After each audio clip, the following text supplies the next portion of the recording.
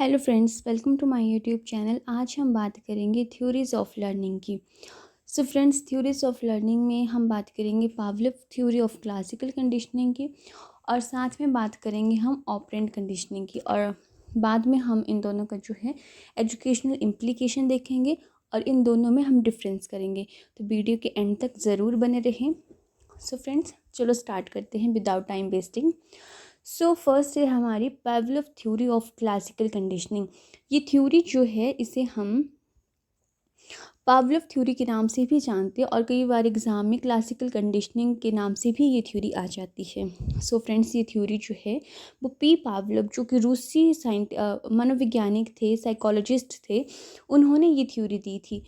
और ये थ्योरी जो वो यहाँ पर बात हुई है कि यहाँ पर लर्निंग जो है वो कंडीशनिंग के थ्रू होगी। ठीक है। तो इन्होंने एक एक्सपेरिमेंट किया था पावलोव ने। तो इनका जो एक्सपेरिमेंट था, इन्होंने एक डॉग के ऊपर एक्सपेरिमेंट किया था। तो इन्होंने ये एक्सपेरिमेंट किया था कि इन्होंने एक डॉग को रखा था, और एक हंग्री डॉग को एक टेबल में जो बांध कर रखा था। ठीक है। और ऑब्जर्व कर रहे थे उसे, और जो ऑब्जर्वर था वो एक कैमरे के रूप में था जो कि हिडन था। ठीक है। और डॉग को जो किसी तरह की डिस्टर्बेंस नहीं दी गई थी, और यहाँ तक कि खाना भी जो है वो ऑटोमेटिक डिवाइस के थ्रू ही दिया जाता था।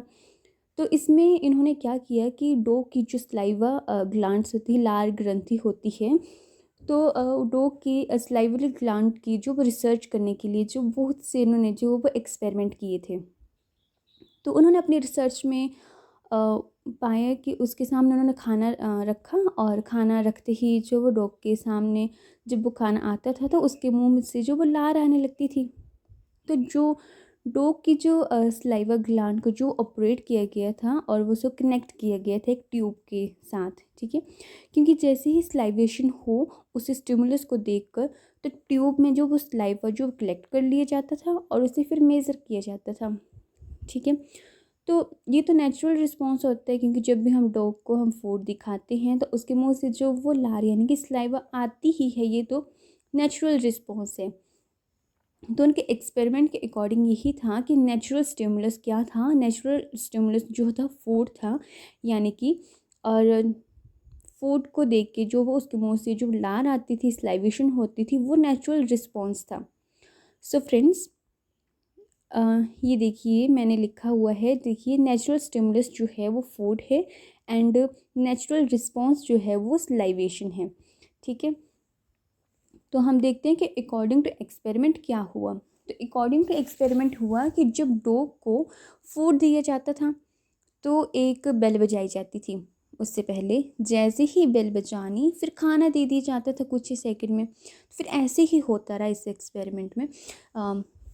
डॉग को एक टेबल से बांध के रखा हुआ था, जैसे ही बेल बजाई, ठीक है, और उसके कुछ ही सेकंड के बाद उसे खाना दे दिया गया। तो क्योंकि उसे पता था कि बेल बजाने के बाद जो उसे खाना मिलता था, तो वो फूड के सामने आते ही उसकी जो स्लाइवेशन हो जाती थी। तो लास्ट में क्या हुआ, उन्होंने सिर्फ बेल बजाई और खाना नहीं दिया।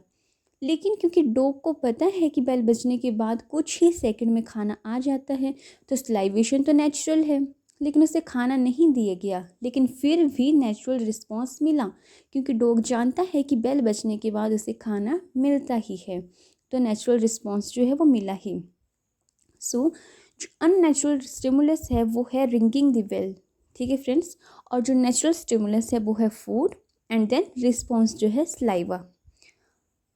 सो फ्रेंड्स, इस जो थ्योरी है उसके अकॉर्डिंग बस इतना सा ही है कि इसमें एक डॉग के ऊपर एक्सपेरिमेंट किए थे इन्होंने। डॉग को एक टेबल के साथ बांध के रखा था जो एक्सपेरिमेंट टेबल था, और उसमें जो वो एक बेल बजती थी, और जैसे ही बेल बजती थी उसकी कुछ ही देर में जो है फूड डॉग के सामने आ जाता था। तो जैसे ही फूड डॉग के सामने आता था तो उसकी जो नेचुरल रिस्पॉन्स मिलता था, स्लाइवेशन होती थी।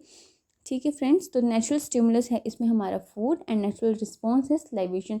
बट अननेचुरल स्टिमुलस जो है रिंगिंग द बेल, एक बार लास्ट में उन्होंने क्या किया कि सिर्फ रिंगिंग द बेल की बेल बजाई, लेकिन उसे खाना नहीं दिया गया। लेकिन डॉग को पता है कि बेल बजने के बाद खाना मिलता ही है, तो उसके मुंह से जो लार आना स्टार्ट होगी। तो ये नेचुरल रिस्पॉन्स है। सो फ्रेंड्स, आगे हम देखेंगे कि इसका जो वो इस थ्योरी का जो है एजुकेशनल इम्प्लीकेशन क्या है। जो ये थ्योरी जो है बच्चों को जैसे कि डिवाइड, मल्टीप्लिकेशन, टेबल्स वगैरह जो लर्न करने के ऊपर है कि अगर बच्चों को कैसे लर्न करवाया जाए, ये जो वो क्लासिकल कंडीशनिंग के ऊपर बेस है ये, ठीक है। और ये थ्योरी का जो वो एजुकेशनल इम्प्लीकेशन ये भी है कि बच्चों की जो आदतें होती हैं, बुरी आदतें होती हैं, उसको जो है ख़त्म कर सकती है ये क्लासिकल कंडीशनिंग के through.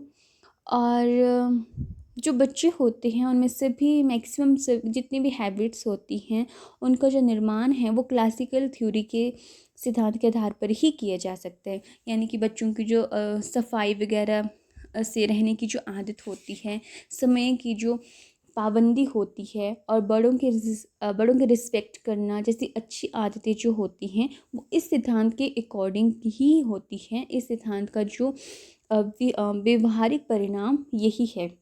So friends, I hope आपको क्लासिकल कंडीशनिंग यानी कि पावलोव की थ्योरी समझ में आ गई होगी। तो नेक्स्ट हम करेंगे